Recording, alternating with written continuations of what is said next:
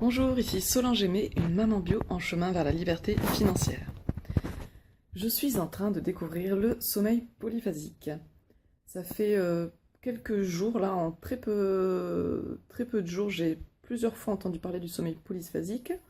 J'en ai entendu parler dans un reportage sur le sommeil, puis un camarade du lycée que j'avais pas vu depuis peut-être 12-13 ans, et j'ai rêvé de lui il y a peu de temps, et deux fois, et du coup j'ai repris contact avec lui par Facebook, et il me parle qu'il a vécu ça un peu par hasard, du fait qu'il avait pas trop de temps, il devait beaucoup travailler.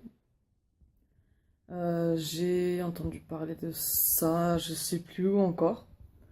Des vidéos YouTube, dormir 4 heures par jour, avoir de l'énergie, dormir.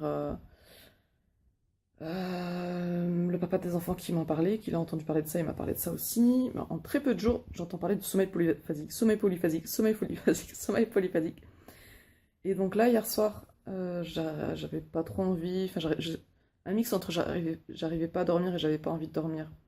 Parce que j'arrive au bout des 2 semaines des vacances scolaires des enfants et je me sens un peu frustrée de. Voilà, je sens que je déborde de créativité. Je suis quelqu'un qui a besoin de passer à l'action. J'ai besoin de. Moi, je suis quelqu'un voilà, qui fonce, qui a besoin de faire les choses. Il y a des gens qui sont plus dans la réflexion, etc. Moi, je suis une fonceuse. Et du coup, là, je me sens frustrée, je déborde de créativité. Et du coup, là, j'ai du mal à m'endormir. Voilà, j'ai besoin de faire des choses.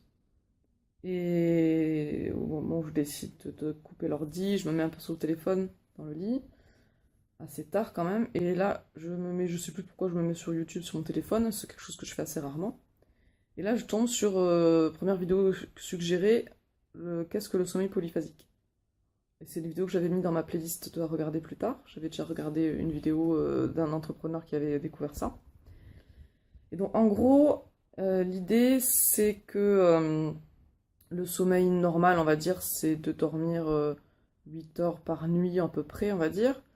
Et dans une nuit, on a à peu près 5 cycles de 1h30. Et dans chaque cycle, il y a plusieurs phases. Il y a les phases de somnolence, le sommeil léger, sommeil profond, sommeil très profond et sommeil paradoxal.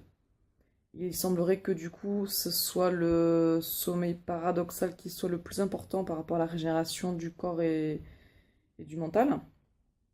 Le sommeil très profond aussi, notamment les enfants en croissance, le sommeil profond et très profond aussi est important.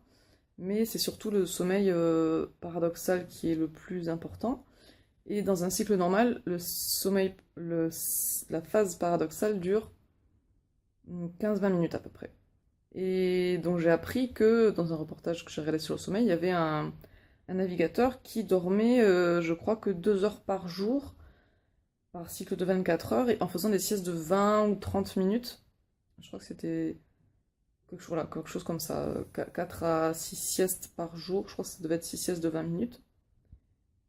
Et voilà, au début, quand j'ai vu le reportage, ouais, j'ai trouvé ça hallucinant, mais j'ai pas pensé spécialement que tout le monde pouvait le faire ou que je pouvais le faire. Mais j'avais retenu cette histoire de phase du sommeil paradoxal qui était la plus importante. Et finalement, moins on dort, et plus le temps de sommeil va correspondre à cette phase de sommeil paradoxal. Donc finalement, on dort moins, mais on perd pas forcément, on perd pas en qualité de sommeil en fait. On dort bien et on a toujours autant d'énergie, voire on peut avoir plus d'énergie. Donc du coup, hier soir, voilà, début de nuit, j'ai passé mon temps à regarder des vidéos sur le sommeil polyphasique. J'ai acheté un livre électronique sur le sujet. J'ai lu la moitié du livre et je me suis arrêtée au jour 1. Donc, il existe plusieurs types de sommeil. De sommeil euh, polyphasique. Donc, polyphasique, c'est-à-dire un sommeil en plusieurs phases.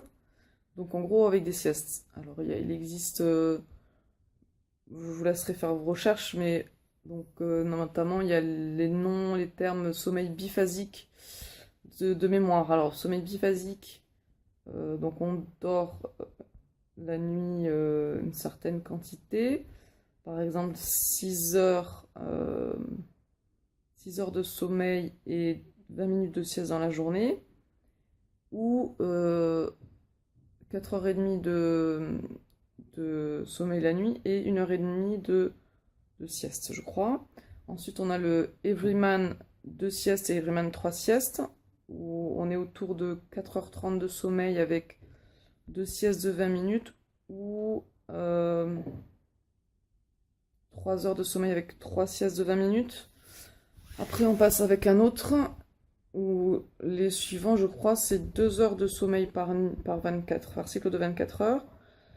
Et après, bon, on peut faire des mixtes entre tout ça. Mais en gros, les grandes tendances.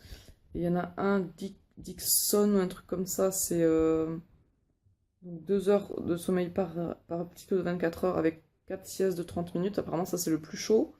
Et il y a les Freeman aussi qui est assez difficile à tenir en termes de... parce qu'il faut être assez... comment dire, carré avec ses siestes, il faut être régulier et voilà, et au niveau social, c'est pas évident. Il faut arriver à passer la phase d'adaptation aussi de quelques jours où on est bien crevé. J'ai regardé quelques vidéos, enfin voilà, quelques témoignages. Euh, donc le Everyman, c'est 6 siestes de 20 minutes. La journée, 24 heures, c'est divisé en 6 et pendant chaque phase du coup, de 4 heures, on dort 20 minutes. Plus ou moins 20 minutes. Et du coup, moi j'ai envie d'essayer ça, le sommeil, le rythme Huberman. Et donc, le truc, c'est que, comme lors de la phase d'adaptation, on peut être très très très très fatigué. Et du coup, là, il va falloir que je prenne la voiture pour ramener les enfants chez leur père.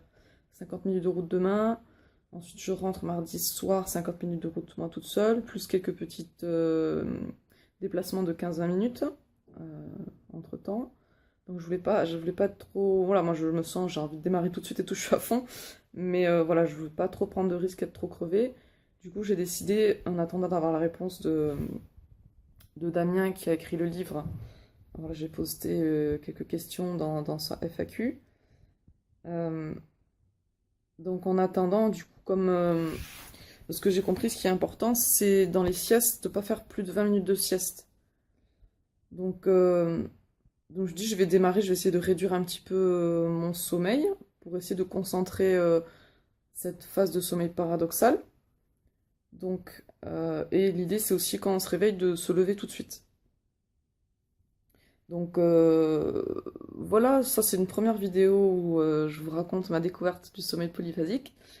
Et donc du coup, je vais vous raconter maintenant, peut-être chaque jour, je vais faire une vidéo où je vous raconte mon cheminement là-dedans, comment je chemine dans cette découverte et cette expérimentation du sommeil polyphasique. Et je ne sais pas du tout ce que ça va donner.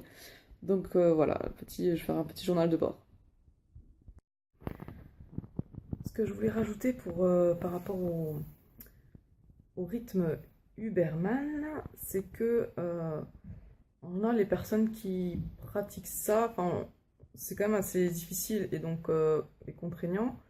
Et donc, les personnes qui pratiquent ça le font quelques semaines, voire quelques mois. Le maximum que j'ai vu au niveau témoignage, c'est 7 mois de pratique de ce rythme-là.